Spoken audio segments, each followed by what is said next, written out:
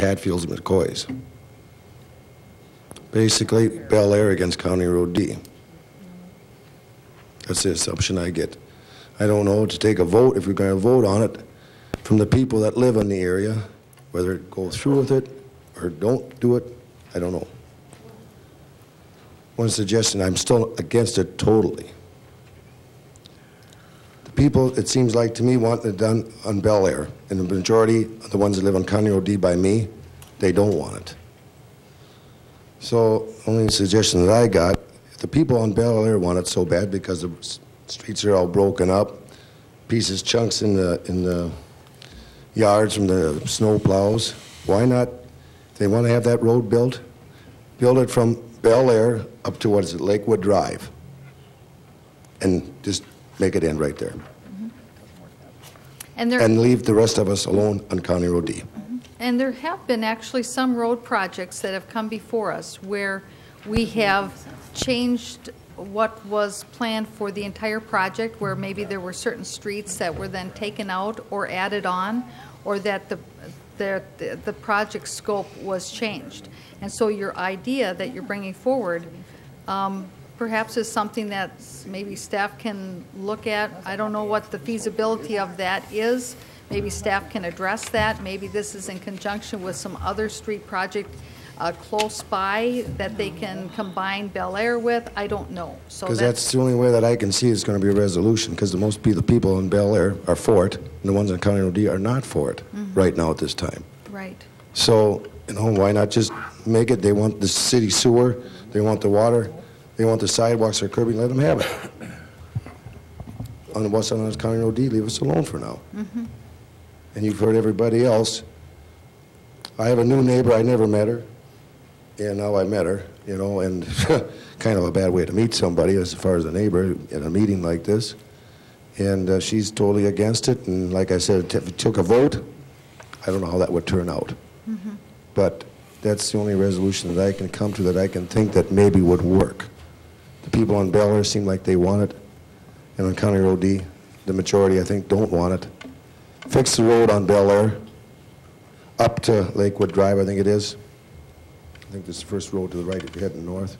Do it up to that point, or maybe a little bit past, and leave it alone. Just leave the rest of the road alone. That's all I have to say. Thank you. Good question, good comments. Any thoughts on the idea, Mr. Thompson? Yes, Mayor, Council, this is one continuous state aid route, so I don't think the state aid would look favorably on us spending money to only do half and then turn into a bumpy road. County Road D, we also have issues with sanitary sewer, and the water main extension is up on County Road D. So if this project were to go forward, I would recommend that the whole thing be done at one time, because you have the quantity, the higher quantity, the better bid pricing you're going to get. So to only do a quarter-mile section of roadway just doesn't seem the best use of funds. So I would recommend that the whole street corridor be done at this time. Okay, very good. Thank you for that clarification. Welcome again. Hi, Mr. Thompson.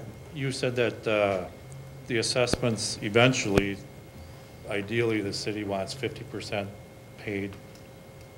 Do you have a timetable on that when those will be implemented? I mean, if we put it off 2 years, is this going to cost us $10,000 or any idea? Or yeah, Mayor, Council, just to gauge from past years, the last 2 years, I believe the assessment rates have risen about 10%.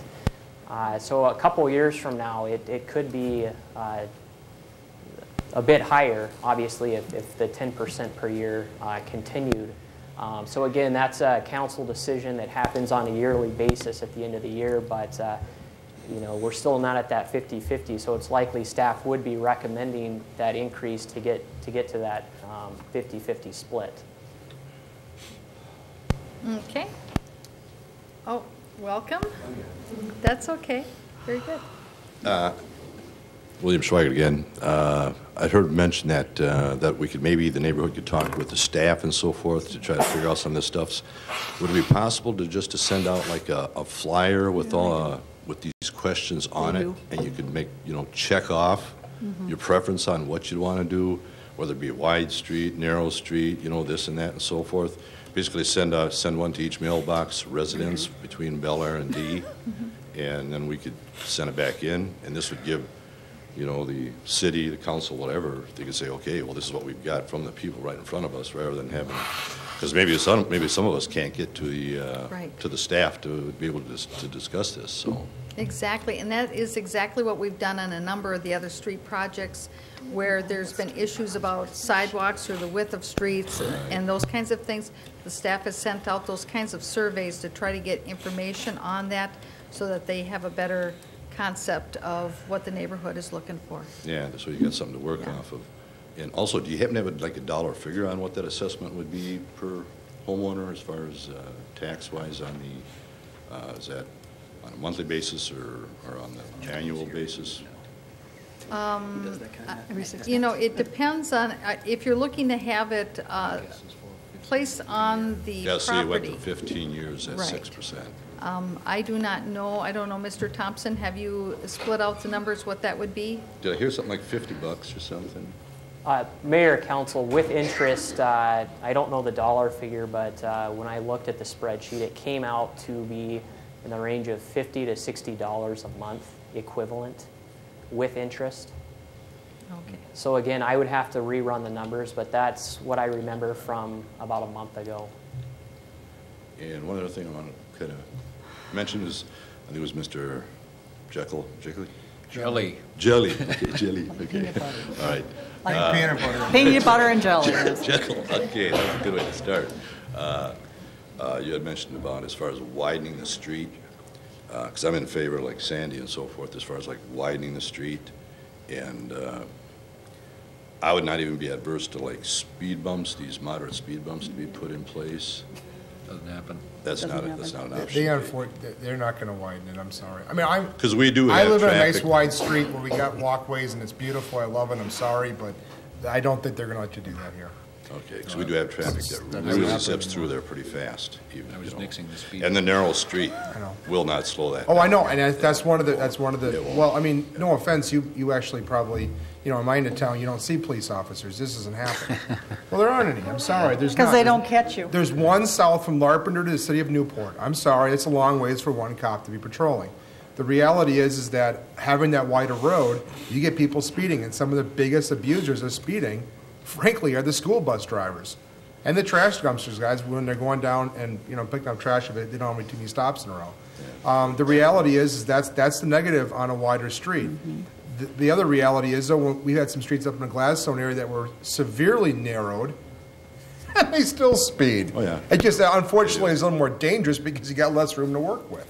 So, I mean, you know, the only really effective way to, solve a speeding problem is to have a police presence, which they can't be everywhere. Which I requested. They can't. But I still don't Yeah, really but see the them. reality is for those officers, they cannot be everywhere, and they're very, very busy in the city, and that's just the. We also have a lot of pedestrians that reality. walk that street, so a wider street would be much safer for the pedestrian end. I We have the high again, school, that jogs, they jog down that street for their athletic practice. So you're making them run out in the street. I mean, I benefit from a nice wide street. I appreciate it. It's great. It's wonderful. The city doesn't do that anymore. They just don't. So, Well, the Helen, just directly south of us, is wide, so it would adjoin the same width. I understand that, but that's not our thing. So, But I mean, aesthetics-wise, you're making two streets look the same. again, I agree with you 1,000%, but that's And it's not. not So you gonna be probably consistent. got two people up here that support that concept. You just got to get a third vote for that concept, and I'll you got a do it in a wider heartbeat, street. but that's not. That's how that works. Thank you. Very good. Let's see, Ms. Juniman, you had some comments, I believe.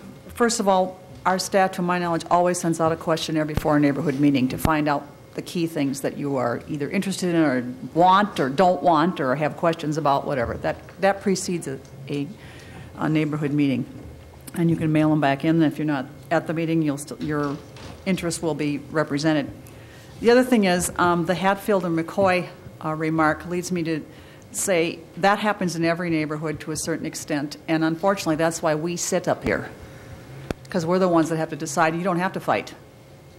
I mean, you know, we've heard both sides, and some of you want it and some of you don't. But the fact of the matter is it lands up here So you don't have to be mad at your neighbors. You can be mad at us instead. That's kind of why we do that.